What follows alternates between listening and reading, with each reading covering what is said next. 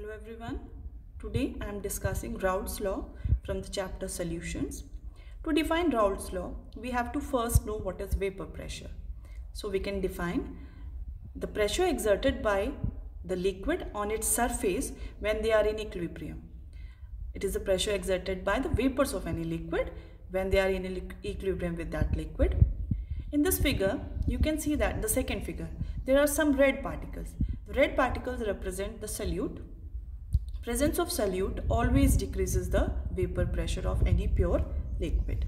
Now we will define Raoult's law.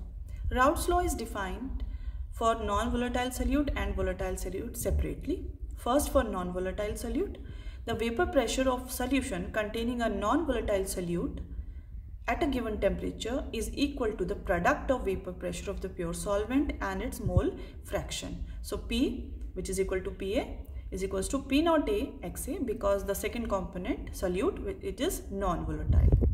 Now in case of volatile solute, for a solution of volatile liquid, the partial pressure of any component at constant temperature is equal to the vapor pressure of pure component multiplied by mole fractions of the component in the solution. Because A and B both are volatile, they are exerting different pressures, and for total pressure we will add them.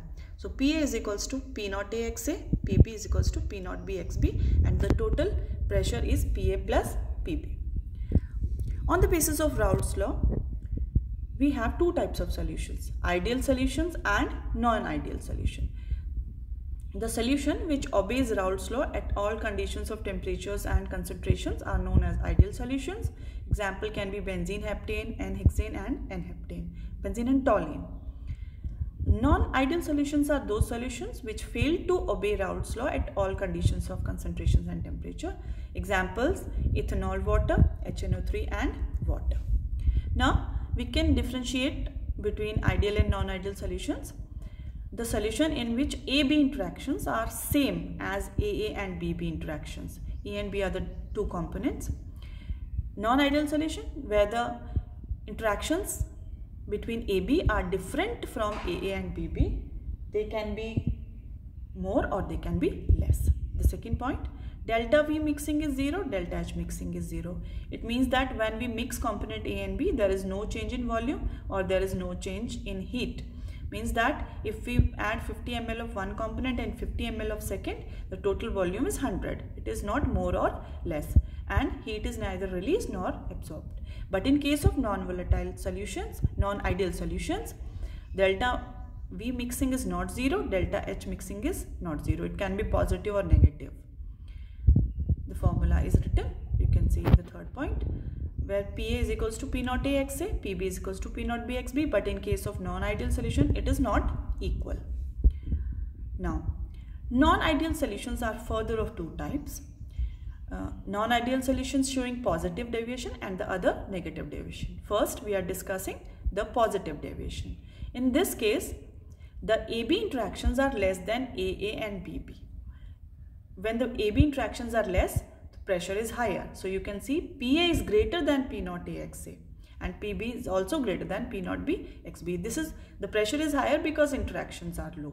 So delta V mixing is also positive and delta H mixing is also positive. Examples are ethyl alcohol and cyclohexane, acetone and carbon disulfide.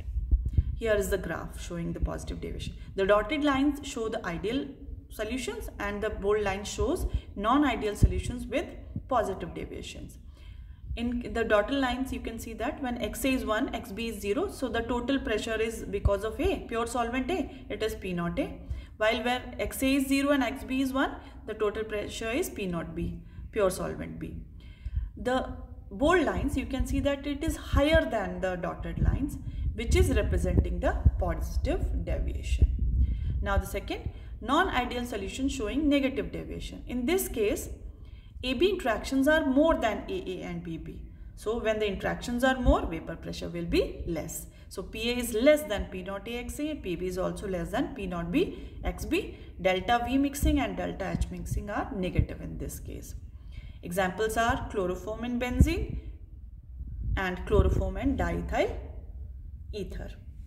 This is the graph for negative deviation. The dotted lines again represent the ideal solution and the bold lines represent the pressures for non-ideal solutions having negative deviation. So pressure is lower than the ideal one. The bold lines are below the dotted lines.